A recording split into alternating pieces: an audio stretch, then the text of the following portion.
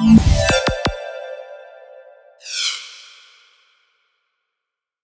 it's a 300-page plan, so we won't get into those details.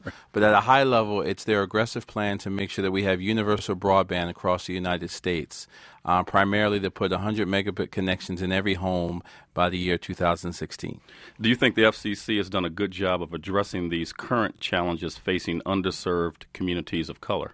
I think they have a good start, but I think there's a lot more to do. I think they're focusing on the connectivity problem, but they're not focusing on adoption and education, specifically around digital literacy and digital entrepreneurship, which I think are big issues why specifically African Americans are falling behind in the internet race. How would the new regulations affect those individuals not currently able to afford broadband and those who do not currently have access to broadband? They would affect them in two ways. One is they're trying to ensure that there's high-speed internet access available in every home. So people who are in rural areas now that don't have access would have access by that timeline. The second piece is they have an area that's focused on digital literacy. So there are a lot of areas in the country where people have access to broadband but have just chosen for whatever reason not to adopt it. They have a digital literacy corp in that plan that will train people in their home areas about how to use the internet, why the internet has value, to teach relevancy so that they'll go out and adopt it more. And then lastly, there's some subsidies in there to allow it to be at a lower cost. We haven't really heard a lot of discussion about this. Why? I think because, the internet in the world, we all have BlackBerries and iPhones and we see them and we think the internet touches everyone, but it really doesn't. And it hasn't become a mainstream conversation yet, and it really should, because it impacts how we're going to live our lives, not only today, but in the future. So I think that's one of the things they didn't do well, is make it a mainstream conversation. I think it's key because I think specifically in the underserved communities, there's a value proposition problem where people in those communities don't see the value of a broadband internet connection. They don't see how it can affect them in many ways, in the ways of education, by having them learning a new skill for free, and healthcare by being able to diagnose or find out about health conditions free online, and entertainment, and being able to have access to shows now that typically you could get access to unless you had a premium cable subscription. I think there's a lot of ways that if they were shown that value and shown how to use it, they'd adapt it even faster. How did you get involved in this in the discussion about the broadband plan, and why is it important to you? It's interesting. I got involved probably about a year ago now. I've been in technology for about 15 years, and I've had, in many circumstances, been the only African American in the room.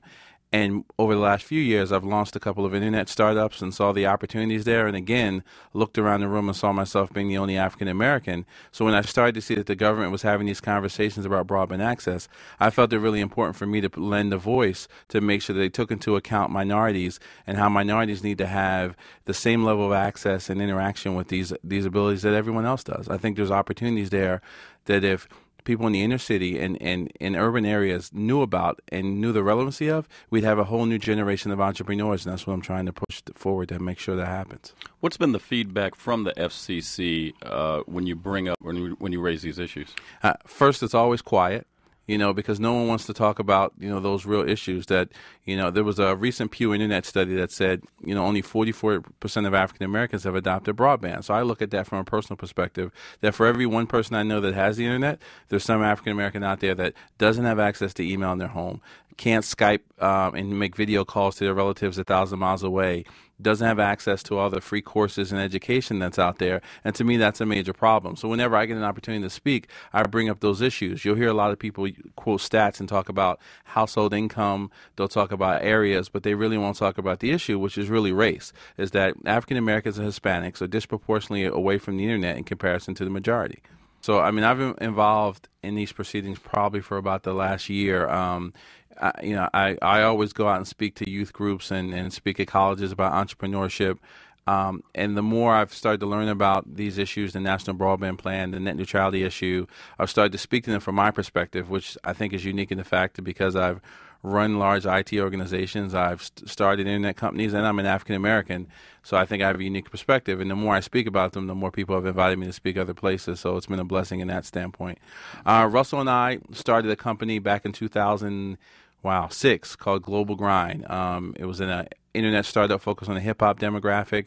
We went out and we were able to raise about $4.5 million from Excel partners who were the same investors in Facebook, and I've known Russell since 1999, so we have a long-standing friendship.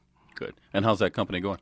It's going well. I actually decided to leave there last March. I had taken it as far as I could take it as the CEO, and focused on creating a consulting company where I could kind of achieve that work-life balance as I'm getting older.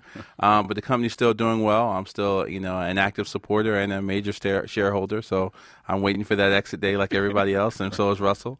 And in this last year, it's allowed me to take from that experience and try to transfer that to people I meet. During that experience, I met, people in the executive levels at Facebook. I met all these different high-level people in Silicon Valley, and I looked around the room and said, you know what, if I could bring a busload of urban city kids into Facebook's headquarters and then Twitter's headquarters, they'd be running to the library to learn how to complete a program. I just think we need to figure out ways to show that world into the urban sense because they don't see it. It's not because they don't want to see it. It's because they don't know about it. They don't look at the internet from a creation standpoint. They look at it from a consumption standpoint. Yes, I'll go to YouTube. Yes, I'll go to Facebook.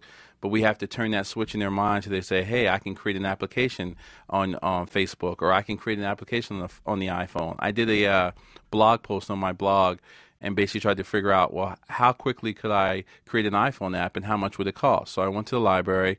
I got a free book from the library about building an iPhone app. I went on iTunes. They have a free video class from Stanford University on how to build an iPhone app. Then I went to Apple's website, downloaded the software for free, and found out to get my app on the App Store, it would only cost $99. Now, that rationale, if you compare that to launching a restaurant, creating a laundromat, many of the businesses that in the urban areas we think about, and the capital it takes to get those started, think about that light switch going on in a kid's mind. And if they have an idea, $99 in time and focus, they could start their own business. I mean, to me, that's ground shattering. And I see that happen every day in the majority world. I just don't see it happen enough in the urban setting.